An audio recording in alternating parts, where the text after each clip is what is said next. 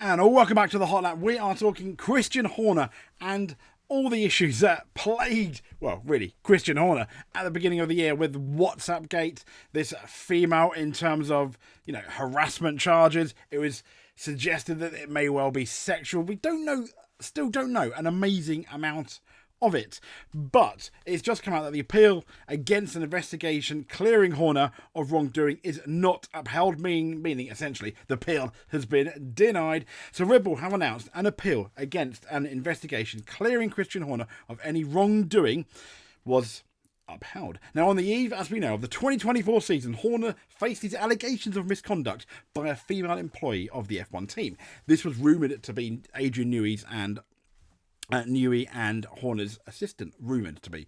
And that prompted an internal investigation by Red Bull's Austrian parent company, led what they're saying by an independent barrister. Now, following an 8-week probe, the grievances against Horner were dismissed. The female employee suspended as a result of the findings of the investigations, then decided to appeal the findings of the probe, as is her right. Now, that appeal was handled by another independent barrister, and that has also now been dismissed. Red Bull GmbH announced on Thursday. Earlier this year, a complaint raised against Christian Horner was investigated. The complaint was dealt with through the company's grievance procedure by the appointment of an independent KC, King's Counsellor, who dismissed the grievance, a press statement read.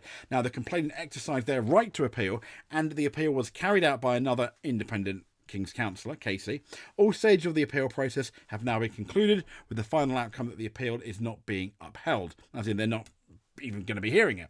The Casey's conclusions have been accepted and adopted by Red Bull. The internal process has concluded. The company respects the privacy of all its employees, understandably, and will not be making further comments. Red Bull is committed to continuing to meet the highest workplace standards. Okay, well, you got Marco there, haven't you? I mean, yes, some of his comments were interesting last year, but moving on. Motorsport.com understands Red Bull's Austrian parent company is considering its next steps, while the female employee, who is still employed by the team, remains suspended for now. Red Bull F1 team now considers the matter closed. So, what do we think? Well, I think fair enough. I mean, you've got to kind of take it on face value. If that's the case, yeah. Independent, maybe, but it still was. They said independent, but an internal investigation. So there is kind of an element of marking your own homework still there. Yes, she's also complained to the FIA.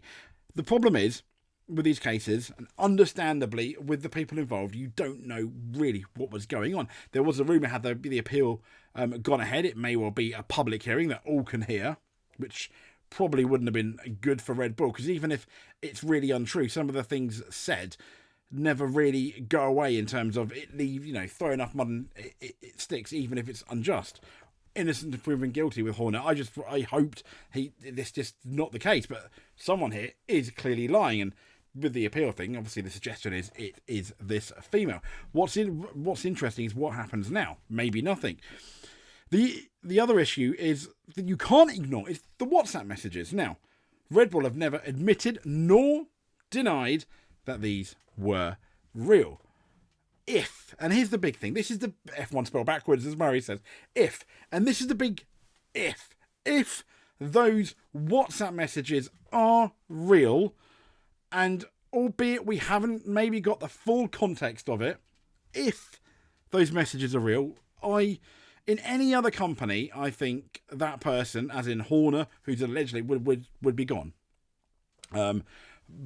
Just taken in the context of the WhatsApp messages, but you can't really, because there's always two sides to every story.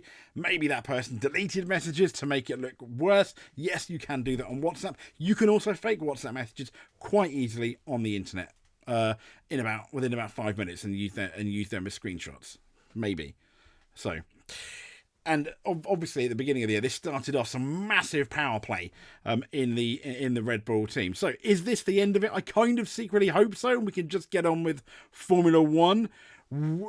I wouldn't be surprised if we did see a bit more. I mean, at what point has she signed a non-disclosure agreement, etc.? There's no mention of an agreement there.